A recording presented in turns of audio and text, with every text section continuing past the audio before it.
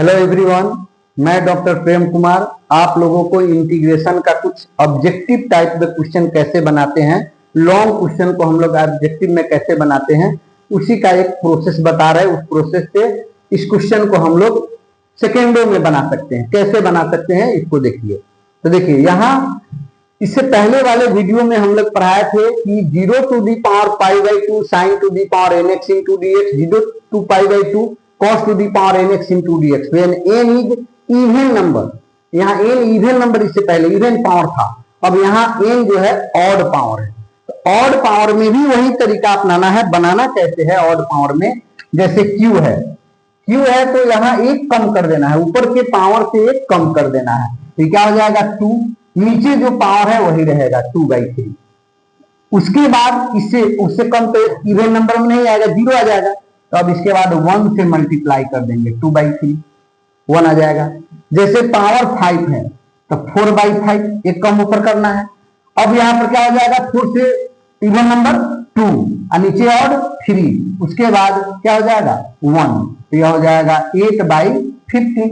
अब जैसे पावर 7 है, एक कम करेंगे तो कितना आ जाएगा 6/7। ऊपर 2 कम करना है, नीचे 2 कम करना है, मतलब ऊपर इवन नीचे ऑड। तो ये 4 कितना हो जाएगा 5, 2/3 इंटू 1 कैलकुलेट कर देंगे। 3 2 जा 6, 2 2 जा 4, 4 4 जा 16/35। यहाँ 9 है तो ऊपर कितना हो जाएगा 8/9 into 6/7 into 4/5 into 2/3 into 1 multiply कर देंगे, आंसर हो जाएगा। सेम इसी तरह क्वेश्चन को हम लोग बनाएंगे। जैसे सेम इसी तरह अगले क्वेश्चन यदि हम बनाते हैं, ऐसे क्वेश्चन देता है 0 to π/2 cos qx into dx, 0 to π/2 cos to the power 5x into dx, 0 to π/2 cos to the power 7x into dx। Same process से बनाएंगे। cos और sin दोनों का इंटीग्रेशन इसमें सेम होता है। तो ये क्वेश्चन ऑब्जेक्टिव में पूछता है एंट्रेंस एग्जामिनेशन में, तो इसको हम लोग इस तरीका से बनाते हैं। चलिए हम लोग लॉन्ग प्रोसेस इसको बनाते हैं। 0 to π/2 sin qx into dx।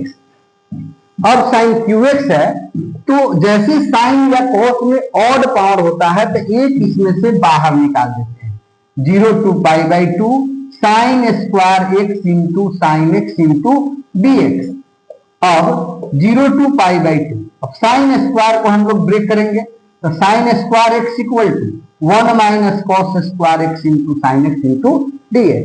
अब यहाँ हम लोग सब्स्टिट्यूशन यूज करेंगे, तो सब्स्टिट्यूशन में क्या हो जाएगा, let cos x equal to z। अब इसको डिफरेंशिएट करेंगे, cos का डेरिवेटिव माइनस साइन dz/dx, तो sin x into dx equal to minus dz। dx को इधर क्रॉस मल्टीप्लिकेशन किए।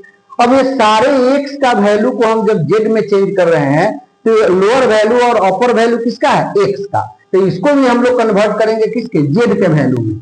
If x equal to 0 then z equal to 1, if x equal to π/2 then z equal to 0। कहा x का value 0 रखेंगे तो cos 0 का value 1, x का value π/2 रखेंगे तो cos π/2 का वैल्यू 0। अब ये सारे वैल्यू यहाँ पर पुट कर देंगे इंटीग्रेशन में।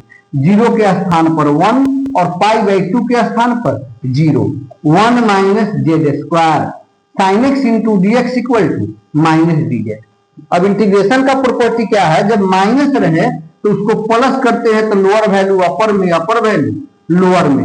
1 minus z square into dz। अब सेपरेटली इंटीग्रेट करेंगे, 1 इंटू dz तो सीधे dz, 0 to 1 z square into dz। dz का इंटीग्रेशन है z, 0 to 1 जेड स्क्वायर का integration z3/3, 0 to 1 upper value minus lower value, upper value minus lower value, 1 minus 1/3 equal to 2/3। This is answer. यहाँ कितना आया है 2/3। तो ऐसी तरह के क्वेश्चन जो रहता है, अब जैसे अभी आपको हम बताए हैं cos में, तो cos का क्यू है सेम 2/3 इंटू 1, इसका 4/5, 2/3 इंटू 1 7 है, तो ये कितना आ जाएगा 6/7, 4/5, 2/3 इंटू 1। इस तरह ऑब्जेक्टिव क्वेश्चन सब रहता है बड़ा बड़ा, तो हम लोग शॉर्ट में इस तरह के क्वेश्चन को बनाते हैं।